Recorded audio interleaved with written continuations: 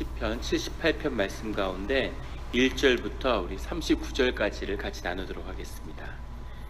내 백성이여 내 율법을 들으며 내 입의 말에 귀를 기울일지어다. 내가 입을 열어 비유로 말하며 예로부터 감추어졌던 것을 드러내려 하니 이는 우리가 들어서 아는 바요 우리의 조상들이 우리에게 전한 바라. 우리가 이를 그들의 자손에게 숨기지 아니하고 여호와의 영예와 그의 능력과 그의 행하신 기이한 사적을 후대에게 전하리로다. 여호와께서 증거를 야곱에게 세우시며 법도를 이스라엘에게 정하시고 우리 조상들에게 명령하사 그들의 자손에게 알리라 하셨으니 이는 그들로 후대 곧 태어날 자손에게 이를 알게 하고 그들은 일어나 그들의 자손에게 일러서 그들로 그들의 소망을 하나님께 두며 하나님께서 행하신 일을 잊지 아니하고 오직 그의 계명을 지켜서 그들의 조상들 곧 완고하고 패역하여 그들의 마음이 정직하지 못하며 그 심령이 하나님께 충성하지 아니하는 세대와 같이 되지 아니하게 하려 하심이로다. 에브라임 자손은 무기를 갖추며 활을 가졌으나 전쟁의 날에 물러갔도다. 그들이 하나님의 언약을 지키지 아니하고 그의 율법 준행을 거절하며 여호와께서 행하신 것과 그들에게 보이신 그의 기이한 일을 잊었도다. 옛적에 하나님이 애굽 땅 소환들에서 기이한 일을 그들의 조상들의 목전에서 행하셨을 때 그가 바다를 갈라 불을 무더기같이 서게 하시고 그들을 지나가게 하셨으며 낮에는 구름으로 밤에는 불빛으로 인도하셨으며 광야에서 반석을 쪼개시고 매우 깊은 곳에서 나오는 물처럼 흡족하게 마시게 하셨으며 또 바위에서 시내를 내사 물이 강같이 흐르게 하셨으나 그들은 계속해서 하나님께 범죄하여 메마른 땅에 지존자를 배반하였도다. 그들이 그들의 탐욕대로 음식을 구하여 그들의 심중에 하나님을 시험하였으며 그뿐 아니라 하나님을 대적하여 말하기를 하나님이 광야에서 식탁을 베푸실 수 있으랴. 보라, 그가 반석을 쳐서 물을 내시니 시내가 넘쳤으나 그가 능히 떡도 주시며 자기 백성을 위하여 고기도 예비하시랴 하였도다. 그러므로 여호와께서 듣고 노하셨으며 야곱에게 불같이 노하셨고 또한 이스라엘에게 진노가 불타올랐으니 이는 하나님을 믿지 아니하며 그의 구원을 의지하지 아니한 때문이로다. 그러나 그가 위에 궁창을 명령하시며 하늘문을 여시고 그들에게 만나를 비같이 내려 먹이시며 하늘 양식을 그들에게 주셨나니 사람이 힘센 자의 떡을 먹었으며 그가 음식을 그들에게 충족히 주셨도다. 그가 동풍을 하늘에서 일게 하시며 그의 권능으로 남풍을 인도하시고 먼지처럼 많은 고기를 비같이 내리시고 나는 새를 바다에 모래같이 내리셨도다. 그가 그것들을 그들의 진중에 떨어지게 하사 그들의 거처에 두르셨으므로 그들이 먹고 심히 배불렀나니 하나님이 그들의 원대로 그들에게 주셨도다.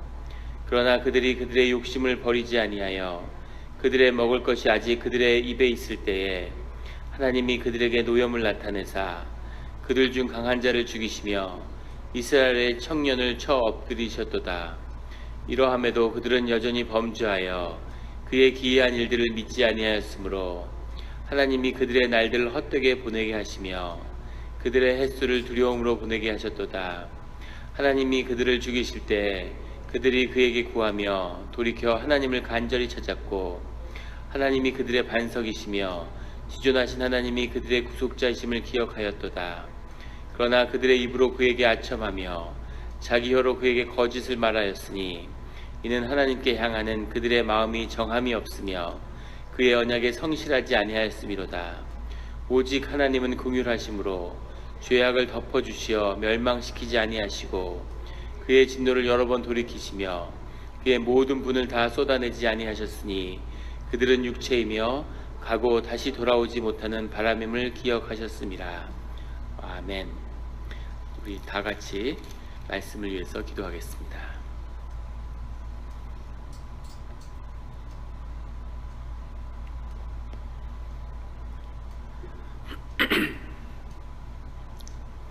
하나님 아버지 감사합니다. 우리 새벽 제단에 주님의 말씀을 듣고자 모였습니다. 우리 마음의 묵상과 기도가 주님께 연락되기를 원합니다. 감사드리며 예수 그리스도의 이름으로 기도드렸습니다. 아멘. 오늘 78편 시편의 고백은 이렇게 시작합니다.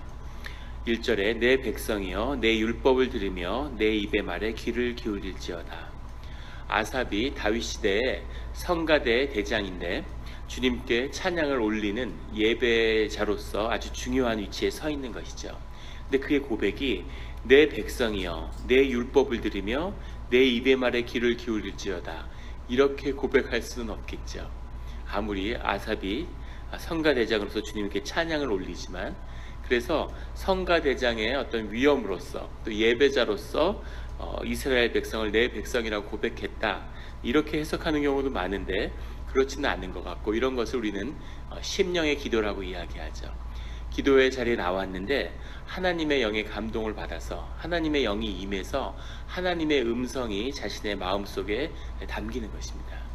우리가 중보 기도를 하다 보면 또 그 사람의 내 마음이 쏟아지고 마음이 연결되어서 아픈 자를 위해서 그 사람의 심령의 기도를 올리게 되죠. 그 사람의 입장에서 그 사람의 마음을 토해내는 그런 기도로 나아가게 됩니다. 그것처럼 하나님을 높이는 기도 속에서 하나님의 마음이, 그 심령이 감동해서 심령의 기도의 고백이 나오는 거죠. 그래서 내 백성이여 내 율법을 들으며, 여기서 율법의 본문은 토라입니다. 토라를 들으라. 하나님의 음성인 성경이 아니라 또 토라를 들어야 된다, 이렇게 이야기하는 거죠. 이 율법을 들으며 라고 하는 말에는 특별한 의미가 있는데, 유대인들은 이 성경이 하얀 불과 이 검은 불로 종이를 태웠다, 이런 표현을 쓰기도 하고, 그리고 하얀 글씨와 검은 글씨 두 줄로 성경이 쓰여졌다, 이렇게도 이야기합니다. 무슨 말이냐면 성경의 말씀은 이 성경책에 나와 있는 이 문자와 그 문자 사이에 있는 이 행간에 숨어 있는 그 해석이 더 중요하다는 거죠. 그런데 이 쓰여져 있는 것이 성서의 말씀이라면 그 하얀 지면 행간에 들어있는 그 뜻을 해석하는 것이 토라입니다. 그 토라와 성서를 같이 보는 거죠. 내 입의 말에 귀를 기울일지어다. 내가 입을 열어 비유로 말하며, 이 비유라는 것이 시편의 고백에서 또 성서의 고백에서 몹시 중요하죠. 예수님도 우리에게 늘 비유로 말씀하십니다. 우리가 시편의 말씀을 아침에 묵상할 때 나눈 적이 있는 것처럼 우리 세상의 모든 지혜는, 세상의 모든 것은, 지식은, 지혜는 보이는 것과 보이지 않는 것으로 나눌 수 있다고 말씀드렸죠. 근데 보이지 않는 것 중에 드러나는 것과 드러나지 않은 것이 있다고 말씀드렸습니다. 근데 보이지 않는 것 중에 드러난 것이 이 비유죠. 비유. 보이는 것 중에 드러나지 않은 것이 시라면, 보이지 않는 것 중에 드러난 것은 이 비유입니다. 그래서 이 비유를 통해서 말하겠다라는 것은 늘 하나님의 숨어있는 영적인 지혜를 내가 말하겠다, 이런 고백의 의미가 들어있는 거죠. 예로부터 감추어졌던 것을 드러내려 하니. 우리 성경의 본문이 지금은 이렇게 다 읽게 되어 있죠. 그리고 지금 남아있는 히브리 바이블의 내용들을 보면 다 자음 모음이 결합되어 있습니다. 그런데 원래는 유대 성서, 우리가 구약이라고 이제 말하는 그 유대 성서는, 히브리 바이블은 전부 자음만 기록되어 있습니다. 모음이 없어요. 근데 그 뒤에 모음을 이제 달아서 지금 편집을 해 놓은 거죠. 왜 모음을 없게 했을까? 왜 모음이 없냐면 아무나 못 읽게 하기 위해서입니다. 랍비가 모음을 달아서 권위 있게 읽는 거죠. 그 이유는 그 내용에, 성경의 비밀은 컨텐츠에 있는 게 아니라 그것을 읽는 소리에 있고 고백에 있기 때문이죠. 그래서 함부로 성경을 읽으면 그것이 정말 영의 감동이 일어나면 큰일이 일어나기 때문에 굉장히 조심했다는 거죠. 유대 그 이야기에 내려오는 걸 보면 사람들이 호기심에서 바이블을 읽다가, 성서를 읽다가 목숨을 잃기도 하고, 하나님의 이름을 부르는데 그 이름을 잘못 부르면 그 영혼을, 몸에서 영혼을 빼앗긴다 그러죠. 죽는다는 얘기죠. 그래서 그걸 그만큼 조심했던 그 고백입니다.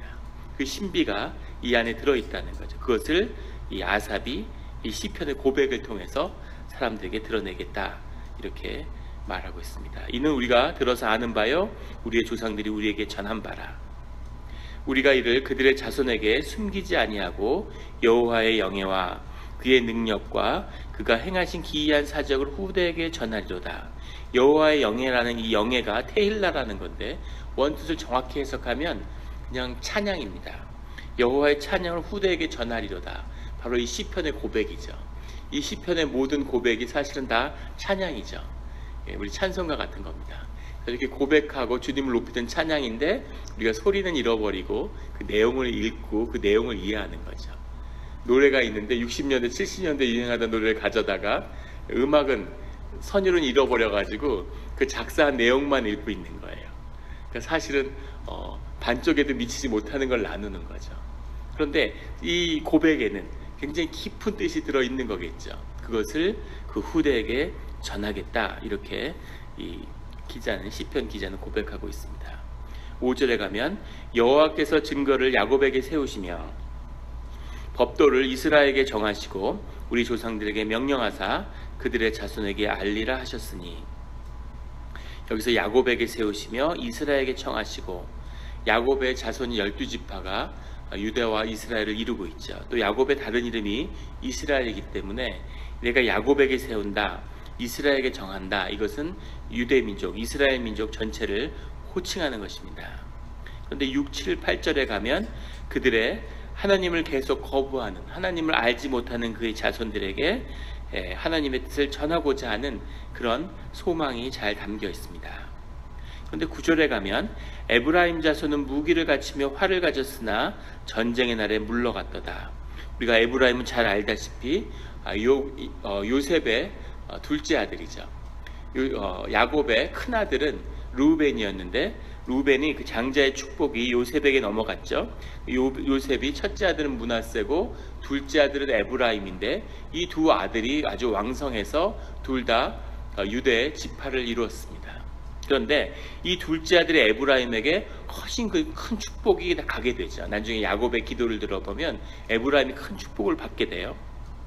그런데 이 에브라임아 하는 호칭 안에는 에브라임은 이스라엘에서 번성한 이스라엘의 중심 세력이 되었고, 그 다음에 유다 지파는 남쪽 유대 왕국의 중심 세력이 되었습니다.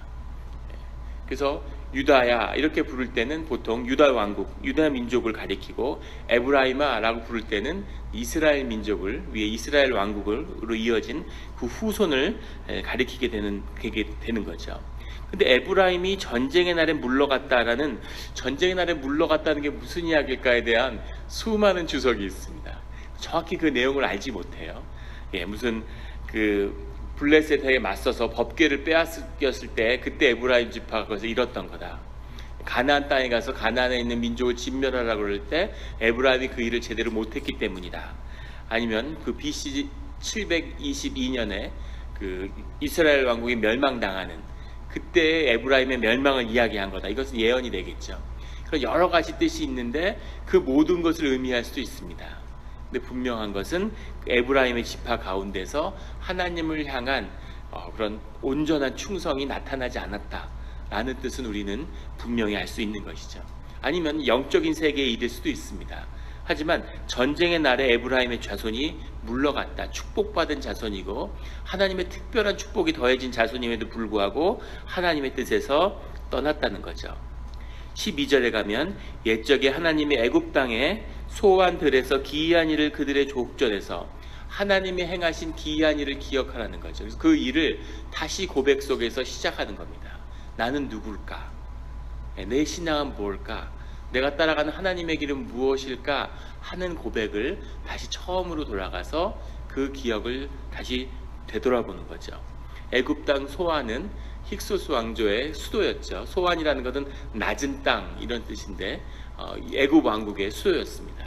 여기서 10가지 재앙을 하나님이 이 애굽 사람들에게 퍼부어서 징계하고 유대인들을 구속해낸 그 사건을 다시 기억해라, 그렇게 말하는 거죠. 그것이 나의 정체성이고 주님의 기적이고 그것이 나의 신앙의 시작이었다는 것을 기억해야 된다, 이렇게 말하고 있습니다.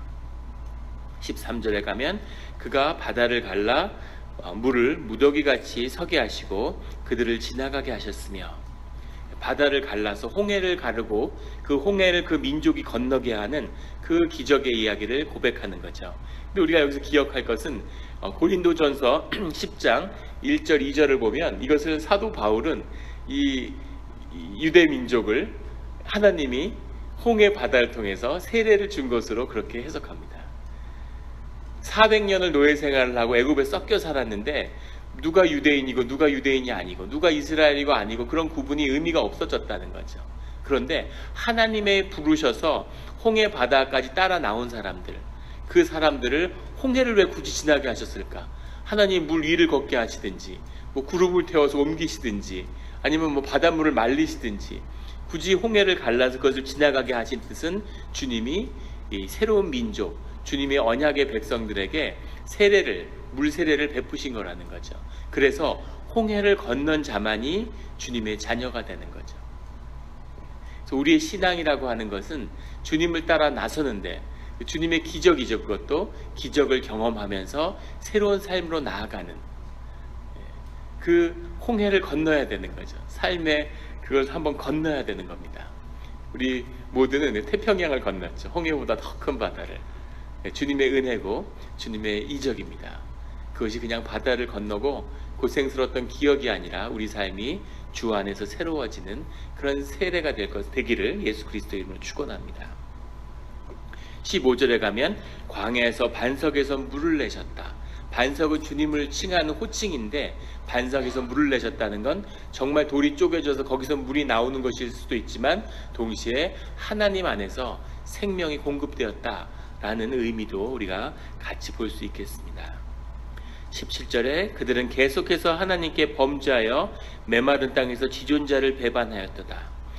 여기서 지존자라는 것이 엘론인데 가장 높은 자, 하나님에 대한 호칭이 아직 여호와에 미치지 못하고 그냥 높은 분, 엘론이라고 그렇게 표현하고 있습니다.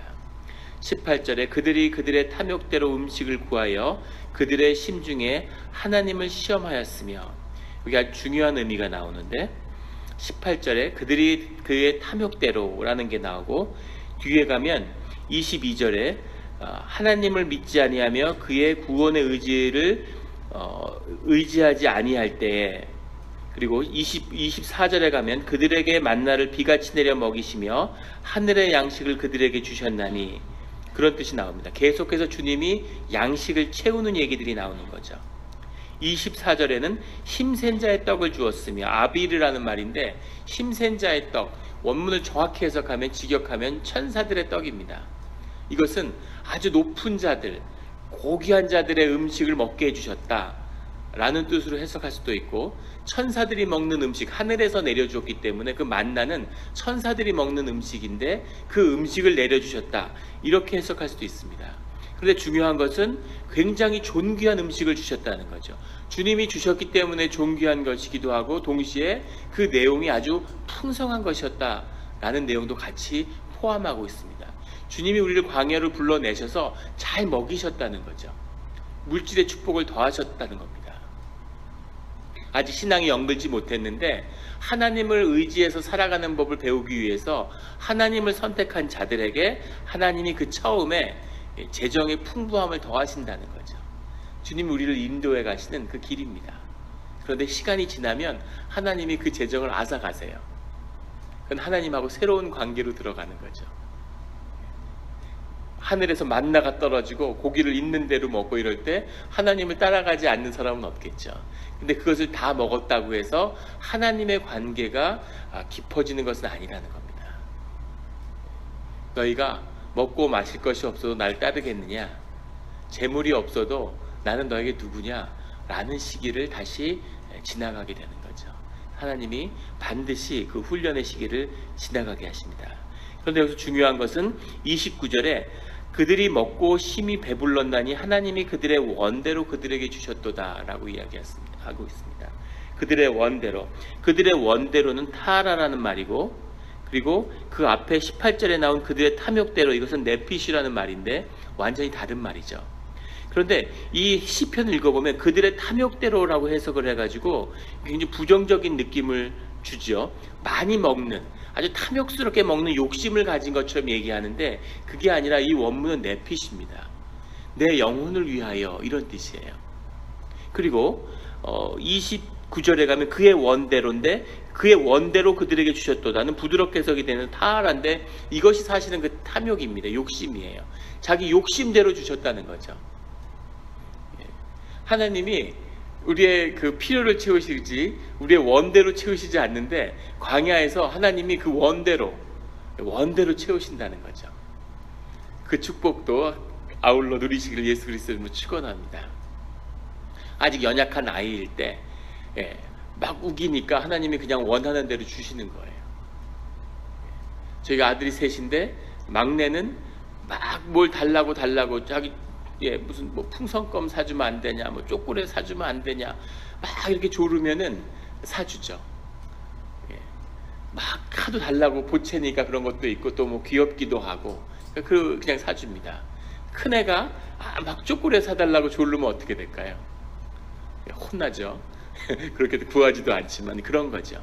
하나님이 광야의 땅에서는 막 구하는 대로 이렇게 주셨다는 겁니다. 그런데 여기서 우리가 중요한 것은, 하나님은 왜 화가 나셨을까?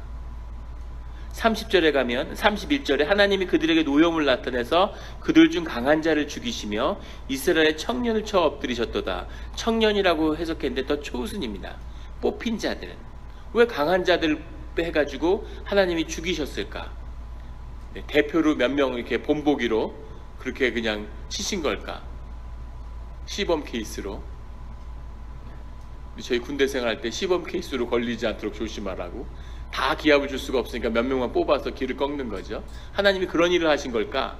근데 그것은 아닐 것 같습니다. 주님이 왜 화가 나셨을까? 주님이 화가 나신 건 우리가 탐욕스럽게 많이 먹어서, 원대로 먹어서 화가 나신 게 아니라, 뒤에 나오는 네핏이 우리 자신을 위해서 먹었기 때문이죠. 주님이 서운해 하시는 건 우리가 욕심이 많고 우리가 많이 먹기 때문에 화가 나신 게 아니라, 우리가 오직 자기 자신만을 위해서 먹었기 때문에 화가 나신 겁니다. 우리가 기억해야 할 소중한 이야기죠. 주님하고 관계는 상관이 없는 거죠. 주님은 우리와의 깊은 관계를 위해서, 우리의 하나님이 되기 위해서 양식을 공급하는데, 사람은 양식을 주는 자로서만 하나님을 기억하게 되는 거죠. 한 동물학자가 쓴 에세이를 봤는데, 집에서 우리가 고양이를 키우는데 사람들은 뭐 고양이가 이 고양이는 친화력이 있네, 이 고양이는 뭐 어떻다 이러고, 근데 그 사람이 동물학자의 관점에서 애완동물의 행동을 분석한 거예요.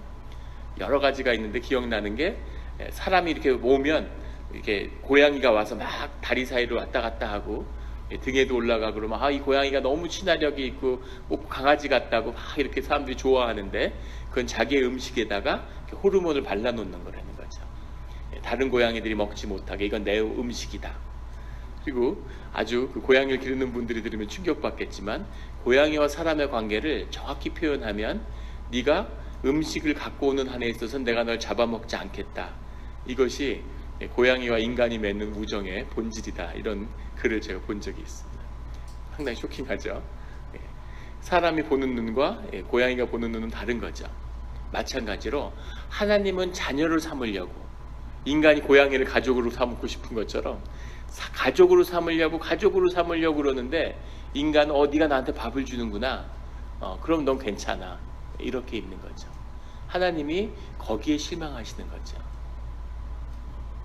너에게는 밥밖에 없구나, 이렇게 하는 거죠. 밥을 달라고, 양식을 달라고. 양식을 얻으면 또 관심이 없고, 그 관계에 깊이 실망하신 겁니다. 그 뜻이 바로 31절에 나오는 강한 자를 죽이시며 라는 것으로 나오는 거죠.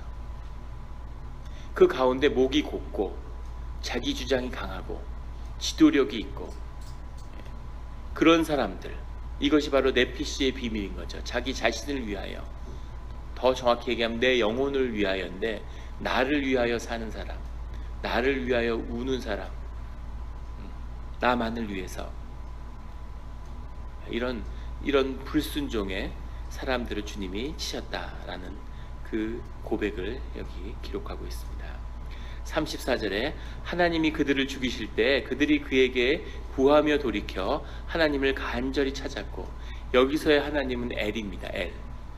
엘로힘도 아니고 엘론도 아니고 하나님과의 관계가 더 사실은 멀어지는 거죠. 엘은 힘 있는 자, 힘 있는 하나님, 능력자 이런 거죠. 구속자 하나님, 언약의 하나님, 은혜의 하나님, 그게 아니라 힘센 하나님, 나를 좀 구해주세요. 그런 거죠. 아버지와 나와의 관계가 있는데, 내가 아플 때 위로가 됐던 아버지, 나의 생명의 샘이 되어준 아버지, 나를 믿어준 아버지, 나와 대화하고 나의 정서적 위로를 줬던 아버지가 아니라 나에게 학비를 줬던 아버지, 돈을 준 아버지, 차를 사준 아버지, 그런 아버지로 남는 거죠. 이것은 굉장히 슬픈 고백이죠. 하나님을 어려울 때 찾아서 나를 위기에서 구해 주십시오 라는 그런 하나님을 우리는 만났다, 이런 아픈 고백이 있는 겁니다. 37절에 이는 하나님께 향하는 그들의 마음이 정함이 없으며 그들의 언약에 성실하지 아니하였으므로다. 마음을 정하지 않았다는 겁니다. 하나님을 높이기도 하고 찬양하기도 하고 하나님을 따라가기도 하고, 또 좀 살만하면 다시 다른 궁리를 하고 내 이익을 취하고 나를 바라보고, 정함이 없다. 하나님을 향한 난 하나님의 길을 가겠습니다 라고 하고 그 언약을 붙드는 그런 정함이 없었다는 겁니다. 38절에 오직 하나님은 긍휼하심으로 죄악을 덮어주시어 멸망시키지 아니하시고, 하나님이 진노 가운데서도 긍휼을 멈추지 않으셨다는 거죠. 진노를 여러 번 돌이키시고 그의 모든 분을 다 쏟아내지 않으셨으니, 너무너무 화가 나서 정말 이 인간들을 다 진멸해야 되겠다라는 마음이 들었지만 그렇게 하시지는 않았다는 겁니다. 39절에 그들은 육체이며 가고 다시 돌아오지 못하는 바람임을 기억하셨습니다. 그 삶이 짧고 여기서 사는 그 삶이 잠깐이라는 거죠. 우리는 내 안에 갇혀있기 때문에 3년 병실에 효자 없다. 병자들이 힘든 이유는 병자들이 에고가 강하기 때문입니다. 내가 아프니까 점점 초점이 자기한테로 가는 거죠. 유괴 사람들의 특징이죠. 육이 강해지면 점점 초점이 자기에게로 오는 거죠. 내가 중요하고 내가 먹는 게 중요하고 내 삶이 더 귀하고 지금 살아있는 게 중요하고. 근데 사람이 영적으로 된다는 것은 점점 더 나를 벗어나는 거죠. 나보다는 내 자녀가 더 소중하고 우리 가족이, 우리 공동체가 점점점 이렇게 신앙이 넓어지는, 육체에는 소망이 없습니다. 주님이 우리를 잠깐 살기 때문에 삶 가운데 진노를 다 더하지 않으신다는 거죠. 긍휼히 보신다는 겁니다. 이게 주님이 우리를 바라보는 눈이시겠죠. 그런데 우리가 만나는 하나님, 짧은 삶 가운데 영혼으로 들어가기 이 순간에 만나는 하나님이 엘이나 엘론이 아니라, 엘로힘이 아니라 여호와 하나님이 되시기를, 그 하나님을 만나는 그 축복이 나를 주장하는 그런 삶으로 나아가시기를 예수 그리스도의 이름으로 축원합니다. 다 같이 기도드리시겠습니다. 하나님 아버지 감사합니다. 주님, 오늘 우리가 유대 민족의 출애굽을 기억하는 것처럼 또 우리 삶 가운데서 주님이 우리를 인도해 내신 그 기이한 일들과 그 기적들을 다시 기억하게 되기를 원합니다. 주님, 우리를 구속하셨사오니 세상 가운데서 불러내셨사오니 주님의 이름으로 주님의 자녀가 되는 세례를 우리에게 더하셨으니, 주여 아버지여, 우리의 삶 가운데 늘 주님을 잊지 않고 우리의 마음이 주님께 정해져서 그 언약대로 주님의 길을 가고 주님이 주시는 그 풍성한 그 축복을 우리의 원대로 누리는 그런 삶이, 짧지만 축복의 삶이, 순간이지만 그 가운데서 영혼을 경험하는 그런 축복의 삶으로 인도하여 주시옵소서. 오늘 하루 가운데 우리 많은 도전과 소원을 가지고 나왔습니다. 주님한테 기도할 때 주님이 그 기도를 다 들으시는 이 새벽 제단이 되기를 원합니다. 감사드리며 예수 그리스도 이름으로 기도드렸습니다.